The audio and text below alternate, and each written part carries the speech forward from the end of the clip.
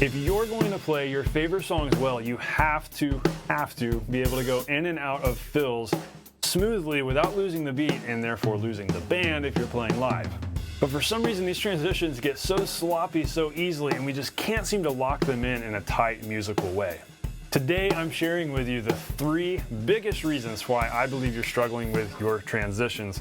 But then we'll discuss 3 steps that you can take right now to fix this issue and become the confident musical player you know you're made to be. You can do this.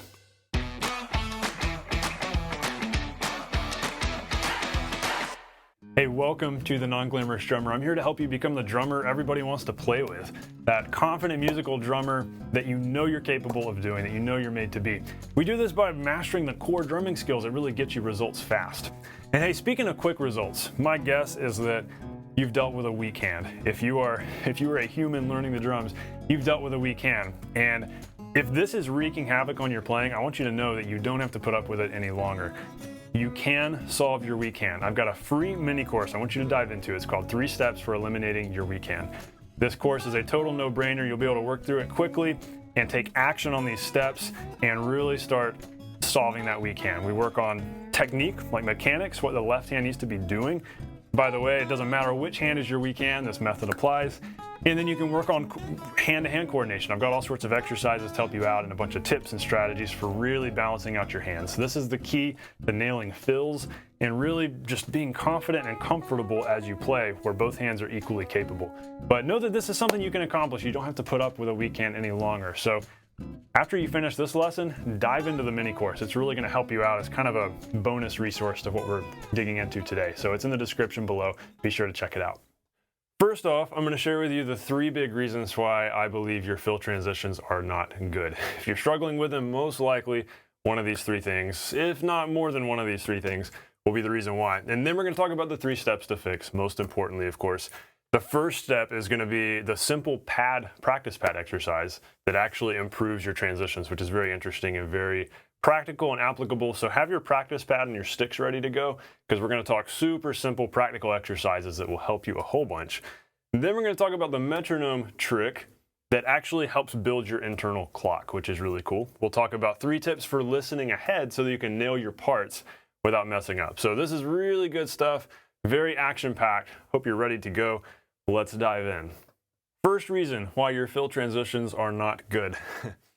There's a lack of internal sense of time. You don't really have that internal clock going on where you're able to feel the passage of time and know whether or not you sped up or slowed down. And so maybe another way to put this is you're not able to actively think about time as you're playing. Because I think most of us do have a natural internal sense of time, but we're not always able to tap into that because we're so busy thinking about what we're playing and thinking about not messing up that we're not actually able to think about time. And especially if you're one of those drummers who comes from a musical background where maybe you've played another instrument, then you probably have really solid time already established, but then you get on the drums and you have a hard time with it. Maybe you're just not able to actively think about it. And so today I'm gonna share with you some strategies for how to get your brain and your ear more engaged where you're able to pay attention to time. So that could be the simple reason. You're just not able to focus on really tapping into your inner sense of time.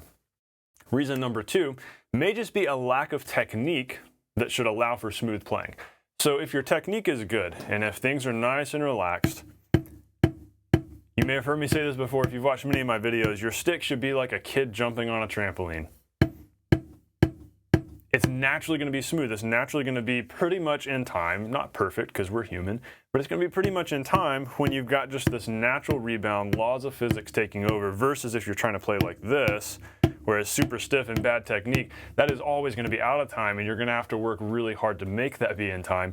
So if your technique isn't squared away, that could be a simple physical, mechanical, technical reason why your time isn't smooth, because when you get this fixed, suddenly you don't have to work as hard to play with good time and things naturally feel better. Or maybe reason number 3, you're not listening ahead and thinking about the big picture, which I know this kind of ties in with our first reason, sort of the internal sense of time and the listening. But something that you have to learn to do as a drummer is pay attention to the big picture of the song. You always want to be thinking about and feeling where did I come from? Like, where did we start in the song? What did I just play? Where are we going? How does the song end? what am I about to play next? Because you want to be thinking of this as a story, where it's this entire story, and that's going to dictate the moves that you make.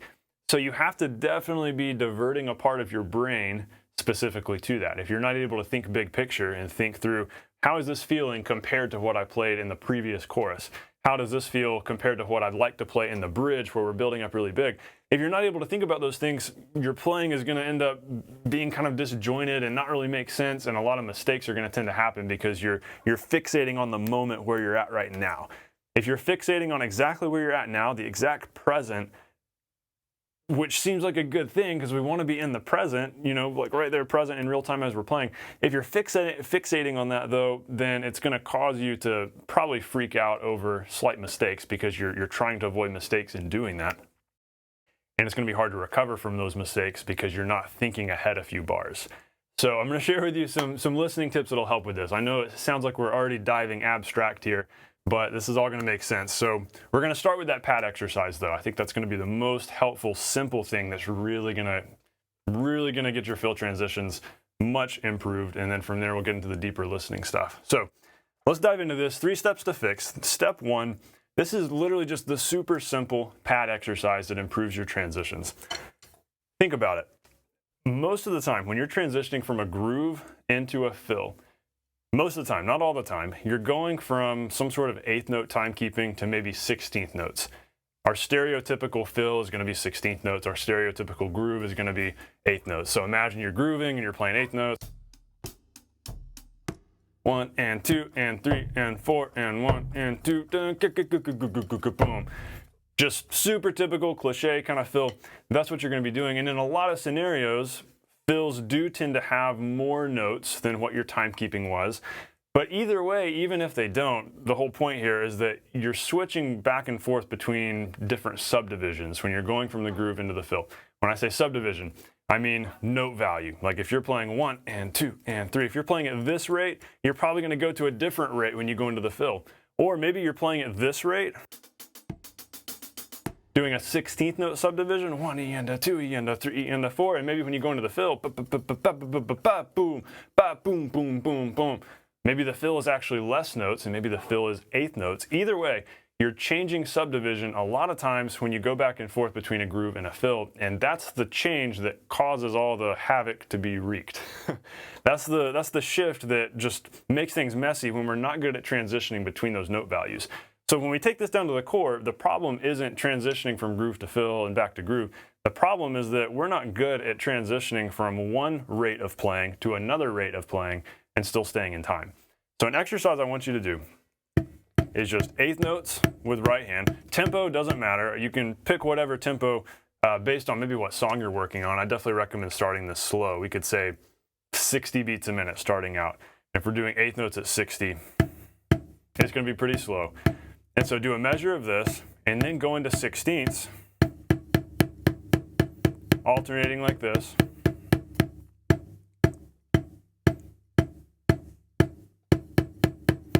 All the while you're doing this with your metronome. So we'll pretend that my left foot hi-hat is a metronome here.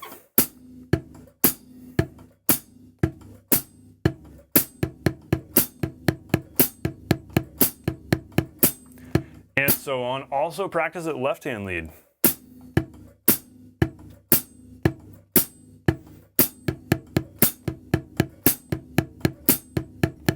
And I recommend doing it with a quarter note metronome.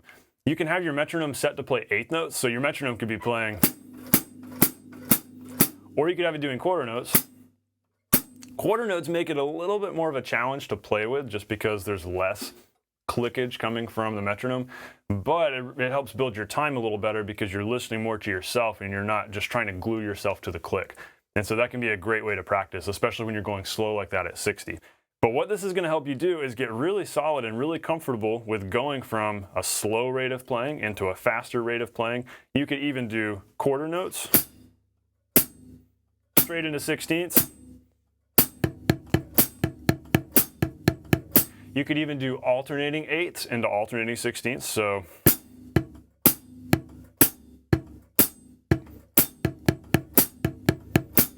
this is one of those things where you may have heard me say this before if you've watched many of my videos. It's not so much the what as it is the how. You know, it doesn't matter exactly what thing you're playing here on your pad as you practice this. The point is the how. The how is that we're practicing this in a way to focus on building our time and our transition between different subdivisions.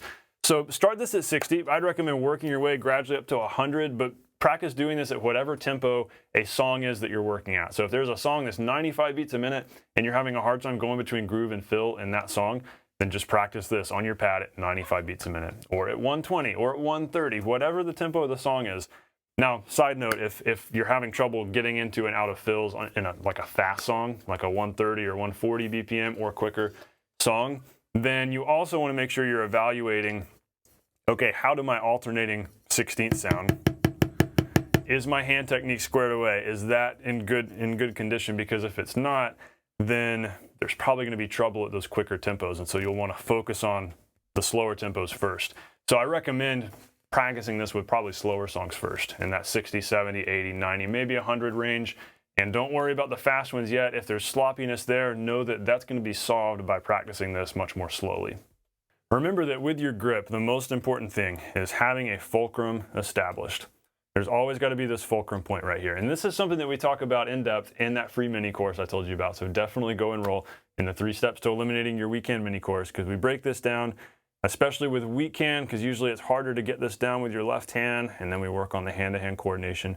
But practice just doing this and tossing the stick back and forth and making sure you've got that kind of loose motion within your hand, because if that's happening, that's going to make everything else so much easier. I'll link additional resources below so you can dig more into that if you feel like that's your weak spot. Step 2 to fix. This is the metronome trick that builds your internal clock. So this is a really cool one. So our step 1 was a very mechanical, very physical one, and that's very important. And for many of you, that might solve this like 80 or 90% and really get you on the path to success here. But maybe your hand technique is looking pretty good already. Maybe you're actually doing pretty well transitioning between different subdivisions, going from quarters to eighths to sixteenths. But maybe it's just a little bit shaky. You're just having a hard time really locking it in. And that's where this exercise comes into play. Here's what I want you to do. So building off of our previous exercise, remember I told you to practice that with a quarter note click. So maybe this is our quarter note here. If we imagine this is our metronome. You can start off doing it with an 8th note metronome if you want to. Pretty much any free metronome app out there will do that, where you can have it click the quarter note, 2, 3, 4, or the 8th, 1 and 2 and 3, and it's always going to be easier to stay with the 8th. But I want you to start weaning yourself off of that and have the metronome play less. That way you're able to listen to yourself more. So practice the previous exercise with a quarter note click. So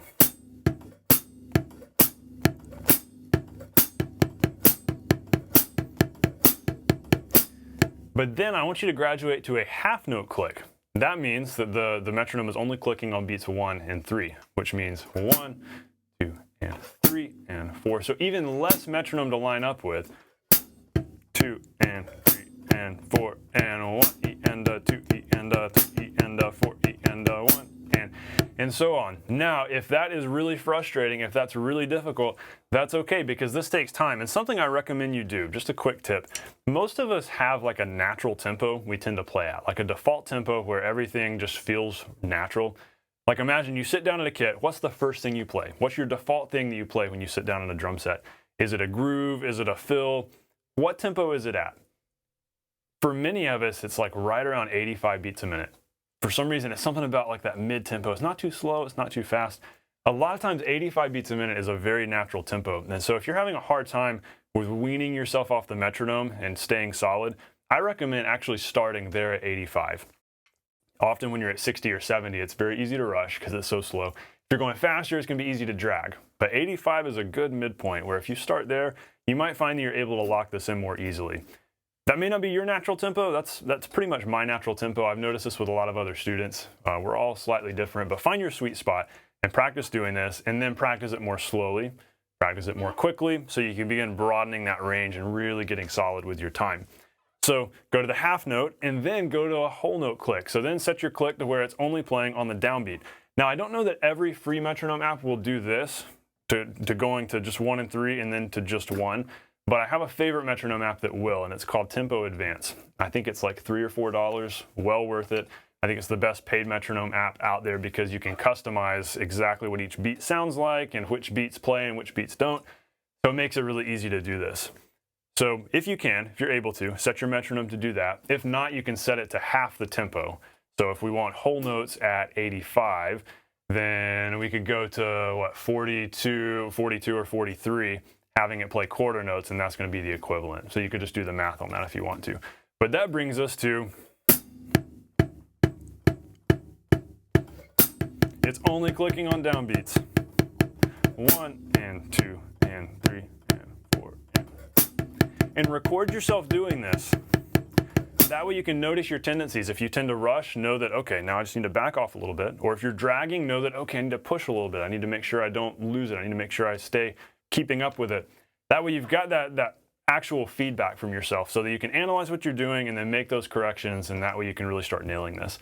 But know that it takes time. It's definitely tricky. This is not an easy exercise the first time you do it. I don't think it comes naturally to anybody. So be patient with yourself. Know that it takes time, but this is a really powerful exercise. I've got a specific video here on the channel about the metronome weaning exercise, and so we go more in depth with this. So I'll link that below if you want to check this out some more, if you feel like this might be your weak spot. Now, one more resource that can be really helpful with this, when you've practiced what I just showed you and you're ready to really go to the bonus level with this metronome weaning, there's an app called Gap Click by Benny Greb. It's $3 or $4 on the App Store. I think it's well worth it. It's also another one of my favorite metronome apps, because what you can program it to do is play click for however many measures and then just go silent for however many measures. And then it comes back in. And so you're playing along, suddenly the click is gone. Hope I'm staying with it. And then it comes back in and you find out whether or not your time was good when the click comes back in. So it gives you that real-time instant feedback. And so that's really useful. Really cool, really challenging and frustrating app to practice along to, but it helps so much. So I definitely recommend that. Non-Glamorous Drummer is not officially endorsed by either of these apps. I'm just a big fan of both of them. So Tempo Advance and Gap Click by Benny Greb. Those are two I recommend every drummer to get, because you'll be able to use those as powerful tools to really building your time. The last thing you can do here with this exercise, I know we keep kind of building off of it. We started very simple, but the last thing you can do is then practice this metronome weaning thing with the actual groove and with the actual fills. So turn your metronome on, maybe it's Gap Click, maybe you're doing the Tempo Advance thing with just the whole note or the half note, and then play your groove, and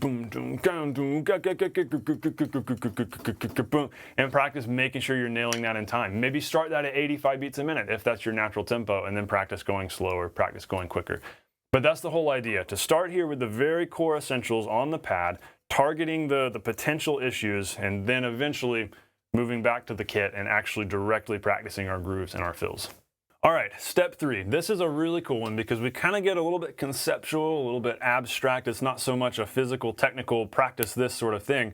This is just some tips and some strategies for you that long-term will help you out a bunch. So 3 tips for listening ahead so that you can nail your parts without messing up. Another way to put this is how to always hear in your head what you're going to play before you play it, because that's important.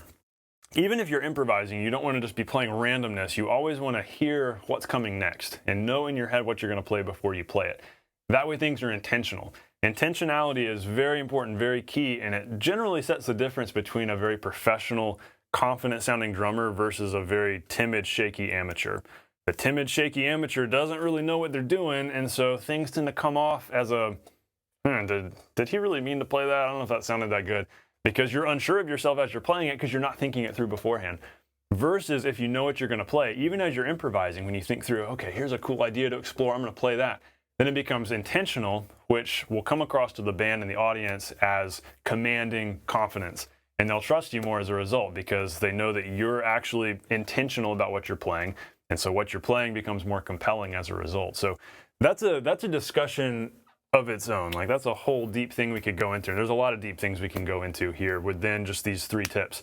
But we'll try to go over these quickly, and I want these to be very actionable things that you can specifically do to really help you out with this. So number 1, listen to a lot of music, especially the kind of music that you enjoy playing. So say you're playing at your church every week. Listen to a lot of that kind of music, because that's very much a distinct genre. Like, modern worship is a genre. Maybe you're playing in a classic rock cover band on weekends. Listen to a lot of classic rock. Maybe you're playing in like a party band that does a lot of 80s hits. Listen to those 80s hits, because what happens, the more you listen to a genre, the more you learn the language of that genre, sort of like the vocabulary of that genre, the types of drum beats that happen, the types of drum fills that happen. That way you get to where your playing becomes more authentic in that style, and you're able to just think in that style, where everything you play is going to sound right and make sense because it fits that style. So you want to become very fluent at that particular genre. This really is a session drummer skill, and the best session drummers in the world have gotten very good at this in generally more than one style. There's a lot of genres where they can just get into it and just be very fluent and compelling, and they know exactly what they're doing. Because what happens here is you're able to know very much like what's going on in the song, what needs to happen in the song, what you should play next, what's going to fit. The way to always know what's going to fit is to know that genre and know that song and know what's going to make sense there.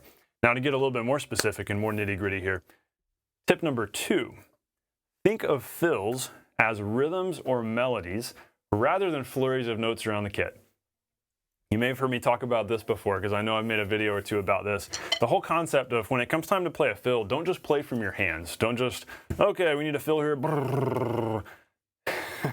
I've been there. I did that so much in high school and even in college, like playing in jazz band in college, I would just blast into, just do it like paradiddle-diddles all over the kit, and sometimes that works. Sometimes there's a place for that when you're playing big band stuff. If you're playing rock stuff, or if you're playing at your church like I was when I was in high school, playing in my student worship band, blasting into... Doing that every time it was time to play a fill definitely was not working. And I do not want to go back and listen to any recordings of me playing in high school where I was doing that. Because what I was doing was playing from my hands. I knew it was time for a fill, so I would just launch into something and not think about what I was playing. That's a dangerous place to go. You're going to sound very amateur, and nothing you play is really going to fit that well. You might get lucky. Every once in a while something might fit, but it's going to be rare. So what I want you to do instead is think of fills as rhythms or melodies. Now, not every fill, not every fill you play is going to need to fit this description. Some fills can be very simple. Maybe you're playing along, simple rock fills, or a boom. Sometimes that's the fill that you need. So sometimes very simple is the way to go. But other times you need a bigger fill. And if it's a bigger, longer fill, it needs to have something interesting about it. And so you want to think of a rhythm. So maybe we're grooving along. Bum, bum, bum, bum. So maybe that's our rhythm.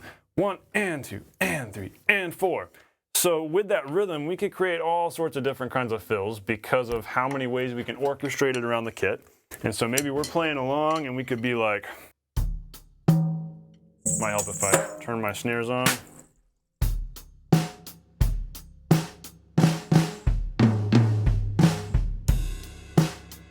So that would be a very simple way of playing it, just bump, bump, boom, boom, maybe filling in the space with the kick, but we could also do something like...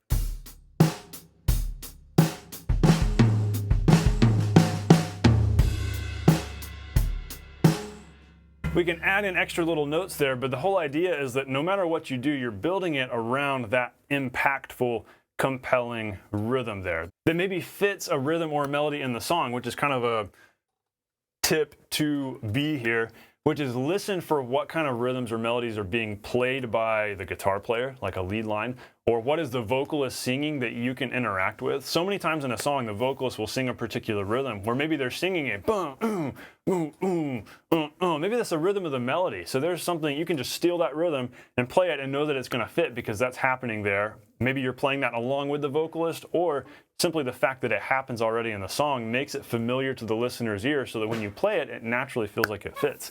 That's a great way to come up with fills. You're not just pulling them out of thin air, you're pulling them from what's already going on in the song. The melody is the #1 place to steal ideas from, because if you take ideas for the groove and for fills and for parts in general from the melody, it's always going to fit. That's so important. We could go really in depth with this, but I'm going to link a video below where we talk about this whole concept of rhythms and melodies and building fills off of that. And so we can get a little bit more nitty gritty in this other lesson where I talk more about it. So I'll link that in the description if you want to go check that out. And tip 3, kind of just an extension of what we were just talking about, practice improvising off of these particular rhythms. So maybe there's a rhythm in the song that is I'll give you a quarter note for context here. So imagine, okay, here's a rhythm. Gunk, gunk, gunk, gunk, gunk. So that rhythm, how many ways can you play that? So we could turn it into a tom groove.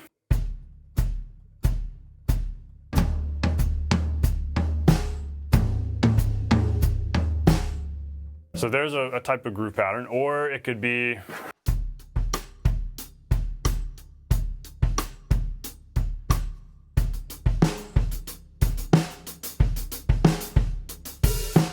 so many different ways you can incorporate that rhythm into a groove. Maybe it's and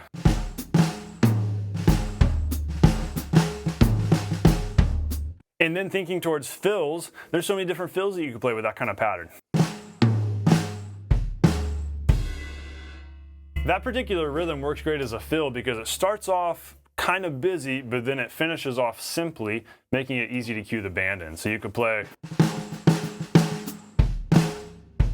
You could always finish it with a boom, blah. Kind of like what we were talking about a few weeks ago about how to hide your mistakes. A great way to recover from a messed up fill is to just, bah, boom, play a flam on beat 4,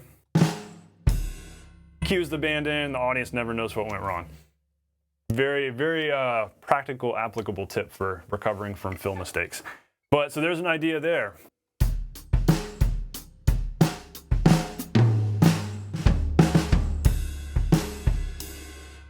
And so there we kind of had a similar idea. So the whole concept here is take a rhythm that maybe you're pulling from a melody in the song and see how many different ways you can play it as a fill. Hit different drums or cymbals, orchestrate it differently, throw in some kick notes in between. How many different groove patterns can you build with it? Get creative with this. It's always easier to be creative when you've got sort of a like a construct, like somewhat of a structure to it. If I just tell you, all right, sit down to the drums and make up stuff, maybe you can do that. And if you can, awesome. But a lot of times it's easier to do that if I give you something specific to start with. Like, all right, make up a bunch of stuff, but start with this. That way you've got a starting idea. And so if you ever feel like you're not creative, this is a great way to start. I hope you know that you are creative. You are creative. Just because you sit down at the kit and you're not able to just play random stuff and make up cool sounding things doesn't mean that you don't have creativity. It might mean that you lack the ability to execute what you hear in your head, or maybe you haven't learned how to pull creative ideas from a song, or how to make something sound cool on the kit. But those are things that come with time, and all of these tips we're talking about here in this step 3 are going to help you with that. So definitely work through all this. Work through the 8/16 exercise. Work through the metronome weaning exercise, and follow these tips for really listening to music and really basing your fills and your parts off of rhythm and melody. And you'd be surprised how creative you can become. You'll find that creativity was always there. You just have to learn how to tap into it, and you can definitely do it with some practice, with some time. All right, so as we wrap up today, I definitely want you to dig into my free weekend mini course, 3 steps to eliminating your weekend, because if there is any issue whatsoever going on with your weekend, that could be 90% of why your fill transitions are awful. It may not matter how much of this other stuff you practice. Until you get that left hand squared away, there's always going to be trouble. Many times this is the case.